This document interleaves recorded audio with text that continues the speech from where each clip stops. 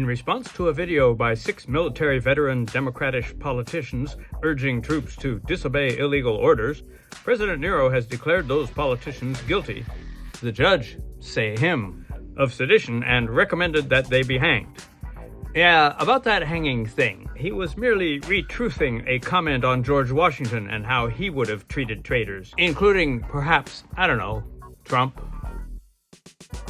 In any case, he was only joking, and it didn't happen. It's fake news, and there was no one in Palestine when the settlers came. Not that there was a Palestine.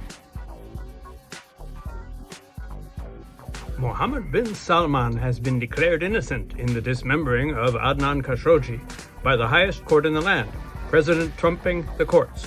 In his 12-word decision, he concluded, "Things happen, but he knew nothing about it." He also noted that if Jimmy Kimmel were to be dismembered, he would know nothing about it. A meeting of fossil fuel lobbyists in Belém, Brazil, has been tarnished by the intrusion of thousands of indigenous warriors claiming to fight for the forest and the climate, if not for the rights of miners, loggers, and cattle ranchers. The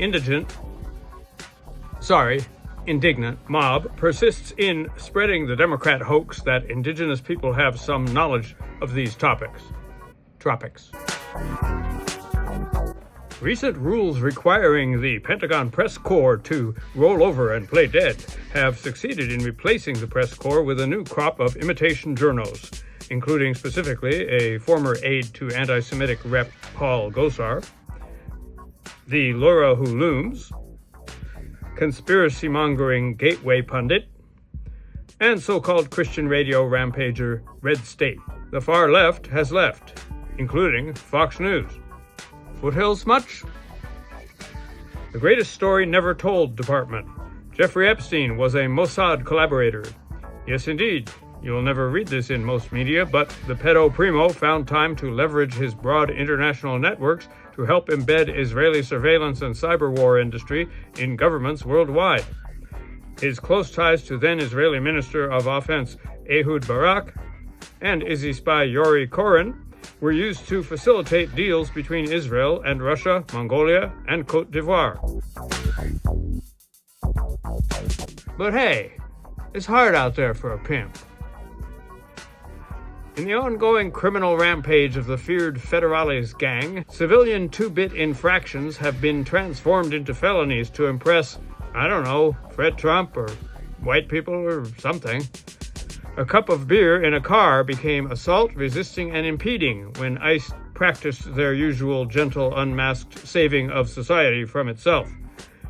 A mentally ill man was arrested for threatening the president and said, "I'm not going to tolerate fascism," which seems rather mentally well to me.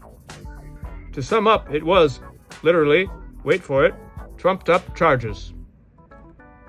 Said the judge to the prosecutor, "I know what you're doing, and I just have no tolerance for it." But the Trump terror campaign against the workers who make America great is not directed specifically at Spanish speakers. Also Africans, Koreans, and Americans. But if you're going to clear out the country of colorful people, it stands to reason you want to be judicious about who you let in as well. Hence, the only refugees currently allowed are white South Africans, who the feds say will assimilate well. Makes sense. The two countries have a common white supreme heritage. Diversity, aka affirmative action, aka equality, is overrated. Diversity, a term meaning not me. President Rumpus may be forced with a heavy heart to overthrow Venezuela's Nicolas Maduro because he is the leader of the Cartel de los Soles, which is not a drug organization, but a jocular figure of speech among Venezuelan journos.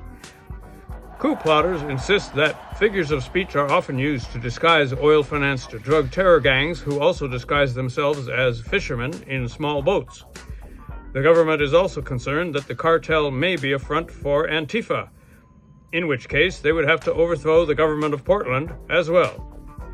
The case eerily echoes the crisis of attacks on Nigerian Christians, which was also wildly distorted. Perhaps the president doesn't exist, but is rather an AI concoction. Should he therefore be impeached? The Trump-appointed Congress and Supreme Court will decide. A Texas court has blocked the racist gerrymandering of Texas elections on the flimsy ground that it is racist.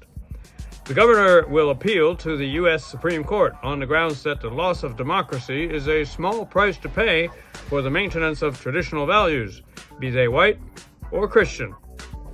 The court has shown a willingness to destroy the Voting Rights Act and so may well reverse the case.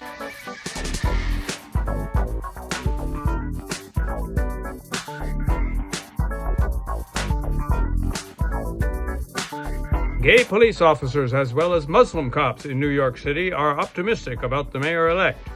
Straight ones and racist ones, not so much. They fear the strengthening of the Civilian Review Board, which will be overseen by an Indian, a Ugandan, and a token American. DBA, the mayor.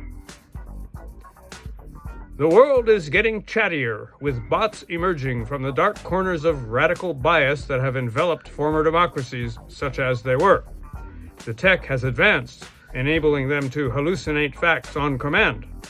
The liberal bots are accused of slant and bias, due to their propensity to unearth inconvenient analyses of epidemics such as MAGA.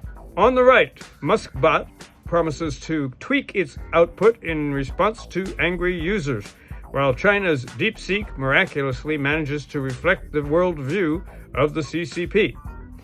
The system instructions for ARIA, not to be confused with Aryan, unless you want to, prohibit it from calling anything racist because such words are designed to silence the truth. Truth, a right-wing lexical term meaning what I already told you. They also indicate that white privilege is made up.